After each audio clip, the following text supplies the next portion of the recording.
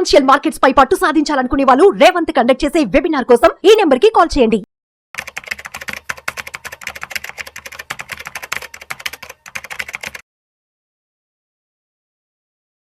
Welcome to Vishnu talks. నేను విష్ణు. ప్రస్తుతంతో పాటు senior stock market analyst either Ramakrishna గారు ఉన్నారు. వారితో మాట్లాడదాం. సార్ ఈదర్ రామకృష్ణ గారు నమస్తే. సార్ నమస్తే విష్ణు గారు. ఈదర్ రామకృష్ణ గారు welcome to Vishnu talks. So either Ramakrishna గారు, ప్రోగ్రామ్ స్టార్ట్ అవడానికి ముందు యుద్ధం వర్సెస్ మార్కెట్ అని మాట్లాడుతున్నప్పుడు మీరు ఒక మాట అన్నారు. యుద్ధానికి సంబంధించిన వార్తల వల్ల మార్కెట్కి ఏం జలక్కేం పడదు, మార్కెట్కి పోయేది ఏం లేదంటూ కూడా మీరు ఒక మాట అన్నారు సరదాగా.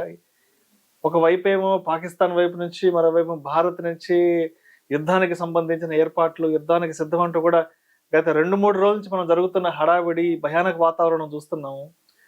మరి మార్కెట్లకి ఎక్కడ పోయేది ఏం లేదని మీరు ఆ మాట ఎందుకన్నారో నాకు అర్థం కాలేదని ఒకసారి డీటెయిల్గా చెప్పండి. అసలు ఇప్పుడు ప్రస్తుతం మనం ఇండియాని పాకిస్తాన్ని కంపేర్ చేసినప్పుడు ఇండియా చాలా దూరం వెళ్ళిపోయింది. అంటే గ్రోత్ పరంగా కానీ, డెవలప్మెంట్ పరంగా అన్ని విధాలా చూసినప్పుడు ఇండియా చాలా అడ్వాన్స్డ్ స్టేజ్లో ఉంది.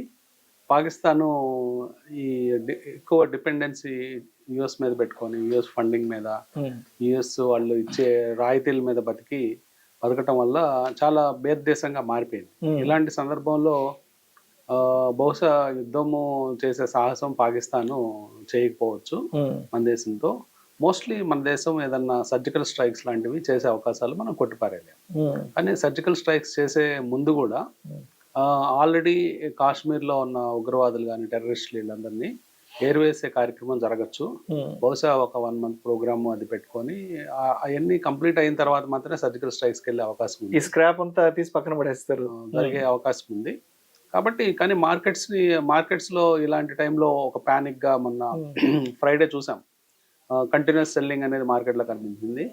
సేమ్ మళ్ళీ అదే ఫ్రైడే కొంతమేర మార్కెట్స్ రికవరీ కూడా మధ్యాహ్నం నుంచి రికవరీ కూడా అయిపోవడం చూసాం మళ్ళీ. సో మెయిన్గా మనము ఇప్పుడు జరిగే అంటే కేవలం మాటల యుద్ధం అయితే జరుగుతూ ఉంది లీడర్స్ మధ్యలో. సో ఇది మాటల యుద్ధం వరకే పరిమితం అవుతుంది కానీ రియల్ యుద్ధంగా మారకపోవచ్చు అని నేను అభిప్రాయం. అంటే మార్కెట్ కూడా ఒక 2 రోజుల నుంచి కొంత తడబాట్లకు గురి అవుతోంది కదా. సో ఇది ఇంకా ఫర్దర్గా ఎక్కువ ఉండే అవకాశం ఉందంటూ కూడా కొన్ని వార్తా కథనాలు వెలువడుతున్నాయి కాబట్టి, సో అంటే ఎందుకు ఉండకపోవచ్చు అంటారు తడబాట్లు? అంటే మీరేమో తడబాట్లు ఉండవని చెప్తున్నారు కాబట్టి, సో ఎందుకు ఉండకపోవచ్చు అంటారు అసలు? మెయిన్గా మనము ట్రంప్ ధోరణి చూసాము.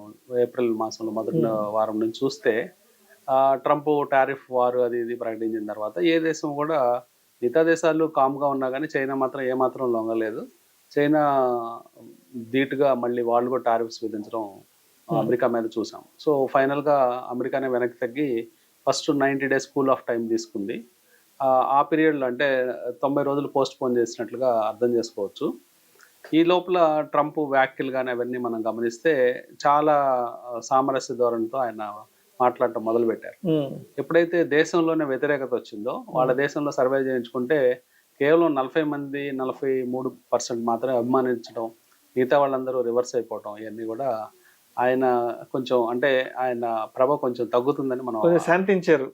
దాంతో కొంత శాంతించడం జరిగింది. ఇవన్నీ అయ్యే పనులు కాదు అని అర్థం చేసుకున్నారు.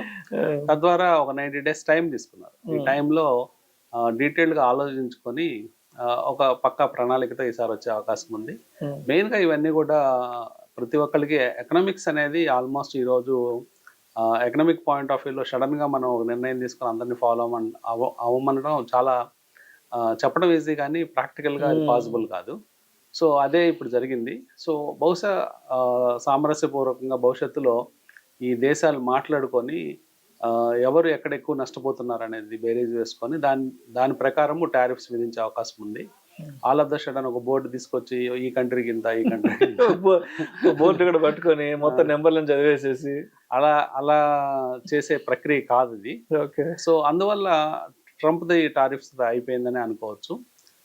అంత సవ్యంగా సాగుతున్న టైంలో మన మార్కెట్స్లో ఈ పెహల్గాం ఘటనతో మార్కెట్స్ ఒక్కసారిగా ఉలికి పడినట్లుగా కొంత కరెక్షన్స్ దిశగా మార్కెట్లు ముందుగా వచ్చినప్పటికీ న్యూస్ మంత్లీ అలాగే వీక్లీ సెటిల్మెంట్ ఉండటంతో నిఫ్టీ, బ్యాంక్ నిఫ్టీ వీటిల్లో మార్కెట్స్ కొంత తట్టుకొని నిలబడ్డాయి. కానీ ఫ్రైడే కొంత వాటి వేడి అనేది మార్కెట్లో కనిపించింది. సో మార్కెట్స్ కొంత ఫాస్ట్గా పడిపోవటము, తర్వాత రికవరీ అవ్వటము, కొంత సర్దుకొని అంటే ముందుగా రిలయన్స్ రిజల్ట్స్ కూడా రాబోతుంది. అంటే ఫ్రైడేకి మనం చూస్తే ఇవన్నీ అంశాలను దృష్టిలో పెట్టుకొని మార్కెట్స్ మళ్ళీ కొంత సర్దుకొని ఉంది. సో భవిష్యత్తులో మార్కెట్స్లో కొంత కన్సాలిడేషన్ కనిపించినప్పటికీ వ్యూ మాత్రం లాంగ్ వ్యూ పెట్టుకోవడం బెటర్. రైట్. సో ఇప్పుడు మీరు Q4 రిజల్ట్స్ అన్నారు కదా, సో రిలయన్స్ ఆల్మోస్ట్ 10 లక్షల కోట్ల రూపాయల లాభాలంటూ కూడా ఇవాళ అన్ని పత్రికల్లో బ్యానర్ ఐటమ్గా కూడా తీసుకున్నారు. సో మరి ఏంది Q4 రిజల్ట్స్ రిలయన్స్కి ఎలా కలిసి వచ్చాయంటారు, అండ్ ఇది మార్కెట్కి ఎంత బెనిఫిట్ ఇచ్చే అవకాశం ఉందంటారు? రిలయన్స్ పర్టికులర్గా 2 సెగ్మెంట్స్లో బాగా రాణించిందండి, 2-3 సెగ్మెంట్స్లో. ఒకటి జియో ప్లాట్ఫామ్స్. జియో ప్లాట్ఫామ్స్లో భారీగా ఒక 30% గ్రోత్ అనేది, ప్రాఫిట్ గ్రోత్ కనిపిస్తుంది. 7,000 కోట్ల రూపాయల ఆదాయం సంపాదించింది. అట్లాగే రెవెన్యూస్ 33,000 కోట్లకి ఎగబాకాయి. యావరేజ్ యూజర్కి వచ్చే ఆర్పు అని మనం చెప్తాము. ఆర్పు అనేది ఆల్మోస్ట్ 206 రూపాయలకి పెరగడం చూసాము. అంటే ఇది ఒక 15% ఇయర్ ఆన్ ఇయర్ గ్రోత్ కనిపిస్తుంది. సో టోటల్గా అంటే క్లియర్ విన్నర్గా ఈ ఏదైతే టెలికమ్యూనికేషన్ డివిజన్ ఉందో అది క్లియర్గా బాగా రాణించిందని చెప్పుకోవచ్చు. అట్లాగే రిలయన్స్ రిటైల్ కనుక చూస్తే దాదాపుగా ఇదొక 30% గ్రోత్, ప్రాఫిట్ గ్రోత్ కనిపిస్తుంది. దాదాపుగా 3,519 కోట్ల రూపాయలు మనకి రిటైల్లో ప్రాఫిట్స్ కనిపించాయి. 88,000 కోట్ల రూపాయల సేల్స్. అట్లాగే నెంబర్ ఆఫ్ స్టోర్స్ పరంగా చూస్తే ఆల్మోస్ట్ 500 స్టోర్స్ లాస్ట్ ఇయర్ కంటే ఈ సంవత్సరం పెరిగి 19,340 స్టోర్స్తో ఈ 2 సెగ్మెంట్స్ రిలయన్స్ ప్లాట్ఫామ్స్ అయితేనేమి, అలాగే రిటైల్ అయితే ఈ 2 కూడా బాగా రాణించాయి.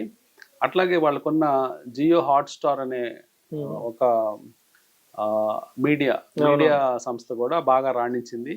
దాదాపుగా 10,000 కోట్ల రెవెన్యూతో 229 కోట్ల ప్రాఫిట్తో ఆల్మోస్ట్ వీళ్ళకి ఐపీఎల్ రైట్స్ ఇవన్నీ ఉండటంతో, ఎక్స్క్లూజివ్ రైట్స్ ఆ పర్టికులర్ సెగ్మెంట్లో కూడా మంచి రాణించడం జరిగింది. అయితే ఒకటే డిసప్పాయింట్మెంట్ ఏంటంటే O2C segment, oil to chemical segment మాత్రం కొంత నెగిటివ్ కనిపించిందండి. అంటే ఎబిడా మార్జిన్స్లో ఎబిడా ప్రాఫిట్ చూసినప్పుడు ఆల్మోస్ట్ 10% డౌన్ కనిపించింది లాస్ట్ ఇయర్కి ఈ సంవత్సరం కంపేర్ చేసినప్పుడు. ఆ డిక్రీజ్ అనేది ఆ ఒక పర్టికులర్ సెగ్మెంట్కి పరిమితం అవడంతో ఓవరాల్ రిజల్ట్స్ అనేవి చాలా బాగున్నాయి. అట్లాగే Reliance next year growth estimations రాబోయే క్వార్టర్స్ కూడా బాగా ఇవ్వటం జరిగింది. ఆ గైడెన్స్ కూడా బాగా పనికొచ్చే అవకాశం ఉంది. రాబోయే రోజుల్లో రిలయన్స్ మనకి ఇప్పుడు అట్రాక్టివ్ ప్రైసింగ్ దగ్గర కూడా ఉంది. అంటే ఆల్మోస్ట్ మనకి 1,300 దరిదాపుల్లో రిలయన్స్ షేర్ ట్రేడ్ అవటం, మల్టిపుల్ రెసిస్టెన్స్ పాయింట్ దగ్గర ఉన్నప్పటికీ ఇది ఏమాత్రం రేపు మండే పైకి బ్రేక్అవుట్ అయితే ఫర్దర్గా మంచి రిటర్న్స్ ఇచ్చే ఛాన్స్ ఉంది. డివిడెండ్ కూడా 5.5 రూపీస్ డివిడెండ్ అనౌన్స్ చేయడం జరిగింది. తర్వాత ఒక 25,000 కోట్ల రూపాయలకి NCDs ఇస్తున్నారు, నాన్ కన్వర్టబుల్ డిబెంచర్స్. వాళ్ళ ఎక్స్పాన్షన్ ప్లాన్స్ కావచ్చు, ఖర్చులకు కావచ్చు. క్యాపిటల్ ఎక్స్పెండిచర్ కూడా 131,000 కోట్ల రూపాయలకి ఫైనాన్షియల్ ఇయర్ మార్చ్ 25 దాకా ఖర్చు పెట్టడం జరిగింది. సో భారీ ఎత్తున ఎక్స్పాన్షన్స్ అట్లాగే గ్రోత్ అనేది రిలయన్స్లో ఇక్కడ నుంచి కనిపించే అవకాశాలు క్లియర్గా ఉన్నాయి. అండ్ ఐటీ స్టాక్స్ పరిస్థితి ఉంది ప్రస్తుతం? ఐటీ స్టాక్స్ మాత్రం కొంత నిరాశపరిచినట్టే మనం అనుకోవాలి. పర్టికులర్గా మనము కొన్ని ఫ్రంట్ లైన్ స్టాక్స్ రిజల్ట్స్ చూసాము. TCS, ఇన్ఫోసిస్, HCL టెక్నాలజీస్ ఇలాంటివన్నీ కూడా. ఇవన్నీ కూడా పర్టికులర్గా మనకి ఆందోళన కలిగించే అంశం ఏంటంటే నెగిటివ్ గైడెన్స్ ఇవ్వటం. అంటే నెక్స్ట్ ఇయర్ ఈ కంపెనీస్లో గ్రోత్ అనేది కొంచెం తగ్గుముఖం పట్టే అవకాశం ఉంది. కంపెనీస్ ఎలా తయారైనాయి అంటే కొంచెం అట్రాక్టివ్ వాల్యుయేషన్స్ తయారైనాయి. ఈ సంవత్సరం మనము బాగా వర్స్ట్ పర్ఫార్మింగ్ సెక్టర్ ఏదైతే ఉందో ఇయర్ టు డేట్ మనం చూస్తే ఐటీ నెంబర్ 1గా ఉంది. తర్వాత రియాలిటీ అనే సెక్టర్ కూడా బాగా తగ్గుముఖం పట్టి ఉంది, అంటే తగ్గింది. సో ఐటీ సెక్టార్లో బాగా తక్కువగా రేట్ల దగ్గర దొరకడంతో డివిడెండ్ ఈల్డ్ అనేది ఎక్కువ కనిపిస్తుంది. ఆల్మోస్ట్ ఫ్రంట్ లైన్ స్టాక్స్లో మనకి 3% డివిడెండ్ కనిపిస్తుంది. అది మంచి అంశమే. సో ఇన్వెస్టర్స్ కొంచెము ఐటీ స్టాక్స్లో ఏంటంటే రాబోయే ఫ్యూ క్వార్టర్స్ కొంచెం ఇబ్బందులు ఉంటాయి. అంటే గైడెన్సే వాళ్ళు తక్కువ ఇవ్వడంతో సడన్ షాక్స్ ఇవన్నీ ఉండే అవకాశం ఉంది. ఇదొక సైక్లికల్ ఇబ్బంది అని చెప్పుకోవాలి. అంటే మనం ఇద్దరికి సైక్లికల్ స్టాక్స్ అంటే ఏ మెటల్స్ లేకపోతే షుగర్ సెక్టార్స్ ఇలాంటివి చూసేవాళ్ళం. కానీ ఇప్పుడు కనుక మనం చూస్తే ఐటీ సెక్టార్ ఒక సైక్లికల్ సెక్టార్గా మారింది అనుకోవచ్చు. ఒక డౌన్ ట్రెండ్ అనేది ఇప్పుడు మనం చూస్తున్నాం. మేబీ ఫ్యూ ఇయర్స్ తర్వాత మళ్ళీ ఇది అప్ ట్రెండ్లోకి వెళ్ళే అవకాశాలు ఉంటాయి సర్దుకొని. ఇది టెంపరీ ఫేజ్ అని చెప్తాను. రైట్. సో మరి ఇప్పుడు అంటే ఇప్పుడున్న ఈ గందరగోళంలో అండ్ ఇప్పుడున్న యుద్ధానికి సంబంధించిన వార్తల నేపథ్యంలో సో అంటే ఇప్పుడు అంటే ఏ సెక్టార్స్ కొంత అనుకూలంగా ఉండొచ్చు అంటారు అసలు? అంటే మెయిన్ గా మనకి ట్రంప్ టారిఫ్స్ రేపు మళ్ళీ 90 days తర్వాత ఈ లోపల కొంత నెగోషియేషన్స్ జరగచ్చు ఇండియా గవర్నమెంట్ కి, యుఎస్ గవర్నమెంట్ కి. మెయిన్ గా మనము ఆటోమొబైల్ సెక్టారు, ఫార్మా సెక్టారు, ఇట్లాంటివన్నీ ఐటీ ఇలాంటివన్నీ కూడా మనం యుఎస్ కి ఎక్కువ ఎక్స్పోర్ట్ చేస్తాం. సో ఆ సెక్టార్స్ ఇబ్బంది పడే అంశం ఉంటుంది ఇన్ కేసు ట్రంప్ టారిఫ్స్ ఆయన విధించే అవకాశం, అంటే ఎంత విధిస్తారు అనే దాన్ని బట్టి ఆ పర్టికులర్ సెక్టర్లో ఇబ్బంది ఉంటాయి కాబట్టి పర్టికులర్గా ఆ సెక్టార్లో గ్రోత్ కొంచెం తక్కువ కనిపిస్తుంది. కానీ ట్రంప్ నిర్ణయాలకి ఏమాత్రం సంబంధం లేని సెక్టార్స్ ఏదైతే ఉందో బ్యాంకింగ్ సెక్టర్ కావచ్చు, లేకపోతే ఫైనాన్షియల్ స్టాక్స్ కావచ్చు, పబ్లిక్ సెక్టర్ బ్యాంక్స్ కావచ్చు, లోకల్ ఎఫ్ఎంసీజీ స్టాక్స్ కావచ్చు, ఇవన్నీ కూడా చక్కగా రాణిస్తున్నాయి. సో అవన్నీ మనం ఇయర్ టు డేట్ చూసినప్పుడు చక్కటి పర్ఫార్మెన్స్లు మనకు కనిపిస్తున్నాయి. 14%, 15% సెక్టార్ వైజ్గా ర్యాలీస్ కనిపిస్తున్నాయి. ఈవెన్ 1 month డేటా తీసుకున్నప్పుడు కూడా కొన్ని సెక్టార్స్ బాగా రాణిస్తున్నాయి. వాటిలో ముఖ్యంగా ప్రైవేట్ సెక్టర్ బ్యాంక్స్, తర్వాత కన్జంప్షన్ స్టోరీ, ఇన్ఫ్రాస్ట్రక్చరు, అట్లా ఇన్ఫ్రాస్ట్రక్చర్ ఇట్లాంటి స్టాక్స్ ఏంటంటే ప్రైవేట్ బ్యాంక్స్ ఇవన్నీ కూడా ట్రంప్ డెసిషన్స్కి అట్లాగే వాటికి ఏమీ సంబంధం లేని సెక్టార్స్. అలాంటి సెక్టర్ అంటే ఇన్వెస్టర్స్ చాలా స్మార్ట్గా తెలివిగా ట్రంప్ నిర్ణయాలకి ఏమాత్రం అఫెక్ట్ కాని సెక్టార్స్ ఏవైతే ఉంటాయో ఆ సెక్టార్స్లో ఇన్వెస్ట్మెంట్స్ చేస్తున్నారని మనం అర్థం చేసుకోవాలి. సో ఇప్పుడు మార్కెట్ విషయానికి వస్తే లాస్ట్ ఒక 7-8 months ఎంత ఫాల్ జరిగిందో చూసాము. సరే మొత్తానికి ఫాల్ జరిగింది. తర్వాత రీసెంట్గా ట్రంప్ చేసిన హడావుడి వల్ల ఇంకా పెద్ద గందరగోళం జరిగింది మార్కెట్లో. సరే మొత్తానికి ఒక వారం 10 రోజుల వ్యవధిలో ఒక 7 sessions మార్కెట్ బాగా రాణించింది. అండ్ మళ్ళీ వెంటనే యుద్ధానికి సంబంధించిన వార్తల నేపథ్యంలో మళ్ళీ ఒక 2 రోజుల నుంచి కొంత తడబాట్లకు గురైంది కాబట్టి సో మరి ఇప్పుడు జరుగుతున్న ఈ అంశాలన్నింటినీ దృష్టిలో ఉంచుకొని ఇన్వెస్టర్స్ అనేవాళ్ళు ఏం చేయాలంటారు అసలు? ఇన్వెస్టర్స్ ఎప్పుడు కూడా ఈ ఎక్స్ట్రీమ్స్ చూసినప్పుడు ఎక్స్ట్రీమ్లో ప్యానిక్ అవుతూ ఉంటారు. అంటే ఫర్ ఎగ్జాంపుల్ బాగా మార్కెట్స్ పెరిగిపోతున్నప్పుడు ఒక యూఫోరిక్ కండిషన్లోకి వెళ్తారు. అంటే అప్పుడు మనం తెలివి ఉపయోగించాలి. యాక్చువల్గా అప్పుడు ప్రాఫిట్ బుకింగ్ చేసుకోవటం అట్లాంటివి మన పోర్ట్ఫోలియోస్ని కొంచెం బాగా చక్కగా రాణించిన షేర్లని అమ్మటం, లేకపోతే ఏదైనా వీక్ షేర్లు ఉంటే తీసేయడం, అట్లాంటివి కార్యక్రమాలు మనం చేయాలి. కానీ యూఫోరిక్ కండిషన్లో ఇంకా మార్కెట్స్ ఇంకా పైకి వెళ్తాయి, ఇంకా చాలా దూరం వెళ్తాయి అని ఆశతో ఉండిపోతారు. అట్లాగే ఎక్స్ట్రీమ్స్ అనేది లోవర్ సైడ్ జరిగినప్పుడు, అంటే మార్కెట్స్ బాగా పడిపోయినప్పుడు పానిక్ గురవుతారు. అంటే ఇక్కడ ఎందుకంటే ఇంకా పడిపోతుందేమో మార్కెట్స్, మనం ఇప్పుడు ఉండకూడదేమో మార్కెట్లో ఉండకూడదని స్టాక్స్ అని కూడా అమ్మేస్తూ ఉంటారు. సో ఈ ఎక్స్ట్రీమ్స్ అనేది మనం ఒక ఆపర్చునిటీగా మార్చుకోవాల్సిన అవసరం ఉంది. సో బాగా పడిపోయినప్పుడు స్టాక్స్ని మనం కొనుక్కోవటము, అలాగే బాగా పెరిగినప్పుడు మన పోర్ట్ఫోలియోస్ రీషఫుల్ చేసుకోవడం, ఇట్లాంటి అంశాల మీద దృష్టి కేంద్రీకరించాలి. అట్లాగే మ్యూచువల్ ఫండ్ ఇన్వెస్టర్స్ ఎస్ఐపిస్ ఆపేయటం, అంటే ఇంకా మనకి పెద్ద రిటర్న్స్ రావేమో, ఆగిపోయింది అంటే గ్రోత్ ఎన్ఏవి పెరగటం ఆగిపోవటం, గత 6 నెలల నుంచి కొంత ఎన్ఏవిస్ తగ్గడం కూడా మైనస్ చూస్తున్నాం. సో అలాంటి కూడా బాగా చేస్తూ ఉంటారు, అంటే ఎస్ఐపిలు ఆపేయటం లాంటివి. జనరల్గా ఎస్ఐపిస్ అనేవి మార్కెట్స్ పడుతున్నప్పుడే ఎక్కువ ఎస్ఐపిలు మనం కంటిన్యూ చేయాల్సిన అవసరం ఉంది. ఎందుకంటే ఎక్కువ యూనిట్స్ మీరు పొందే అవకాశం ఉంటుంది గతంలో కంటే. ఇప్పుడు ఎన్ఏవి తగ్గినప్పుడల్లా మీరు సేమ్ అమౌంట్ ఇన్వెస్ట్ చేస్తారు కాబట్టి, ఫర్ ఎగ్జాంపుల్ ఒక వ్యక్తి 5,000 రూపాయలు ఇన్వెస్ట్ చేస్తూ ఉంటే ముందుగా వచ్చే 100 యూనిట్ల కంటే ఇప్పుడు 110 యూనిట్లో 112 యూనిట్లో వస్తాయి. సో కొంత యూనిట్లు పెరుగుతూ ఉంటాయి కాబట్టి మార్కెట్స్ పడేటప్పుడే ఎస్ఐపిలు ఆపకుండా కంటిన్యూ చేయాలి.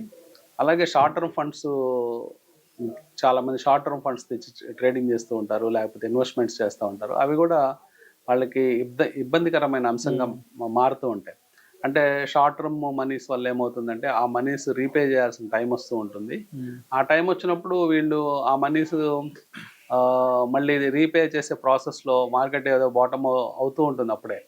అలాంటి టైంలో స్టాక్స్ ఎగ్జిట్ అవటము, తర్వాత లాస్ బుక్ చేయటము, అప్పటికే ఇంట్రెస్ట్స్ అక్యూములేట్ అవుతూ ఉంటాయి. ఇలాంటిదే మళ్ళీ ఎంటీఎఫ్ ప్రోగ్రామ్ లాంటిది. అంటే స్టాక్ బ్రోకర్ దగ్గర అప్పు తీసుకోవటాన్ని మనం ఎంటీఎఫ్ అంటాం. మార్జిన్ ట్రేడ్ ఫండింగ్ ద్వారా ఇన్వెస్ట్ చేస్తూ ఉంటారు. అంటే మనం ఒక 10 లక్షలు పెట్టి ఇంకో 10 లక్షలు బ్రోకర్ దగ్గర అప్పు తీసుకోవడం, లేకపోతే 20 లక్షలు బ్రోకర్ దగ్గర అప్పు తీసుకోవడంతో ఈ మార్జిన్ ట్రేడింగ్ ఫండింగ్లో ఇరుక్కుపోయి అక్కడ కూడా నష్టపోతుంటారు. ఇట్లాంటి పనులు ఎలాంటి మార్కెట్ కండిషన్స్లో కూడా చేయకుండా ఉండటమే మంచిది. అట్లాగే మార్కెట్లో చాలా మంది టైం అనేది ఏదో కరెక్ట్గా బాటంలో ఎంటర్ అవ్వాలి, లేకపోతే కరెక్ట్గా బాగా పడిపోయినప్పుడు ఎంటర్ అవ్వాలని అనుకుంటూ ఉంటారు, కానీ అలా టైం చేయడం అనేది చాలా కష్టం. అలా టైం చేయలేం. టైం చేయకుండా మార్కెట్కి ఎక్కువ టైం ఇచ్చేటట్లు, తక్కువ ఫండ్స్ అయినా పర్వాలేదు, ఇన్వెస్టర్స్ మీరు ఎక్కువ టైం ఇచ్చి ఎక్కువ కాలం మనం కంటిన్యూ చేస్తే ఎక్కువ రిటర్న్స్ వచ్చే అవకాశం ఉంటుంది. కానీ మనం టైమింగ్ చేద్దామని ఆశతో వెయిట్ చేయడం, సైడ్ లైన్స్లో ఉండటం, ఇలాంటి కార్యక్రమాల వల్ల మనం మంచి ఆపర్చునిటీస్ కోల్పోయే అవకాశాలు క్లియర్గా ఉంటాయండి. సో ఇవన్నీ కూడా చిన్న చిన్న టిప్స్ లాంటివి. ఇవన్నీ గుర్తుపెట్టుకొని టైమ్లీ అప్లై చేస్తే మంచి రిటర్న్స్ పొందే అవకాశాలు స్టాక్ మార్కెట్లో ఉంటాయి. Thank you sir. Thank you so much ఏదర్ రామకృష్ణ గారు. థ్యాంక్ యూ అండి. ఈ యుద్ధ వాతావరణ నేపథ్యంలో మరి ఇండియన్ స్టాక్ మార్కెట్స్ లో కదలికలు ఏ విధంగా ఉంటాయి ఏంటనే అంశం గురించి చక్కగా తెలియజేశారు. Thank you so much sir. Thank you.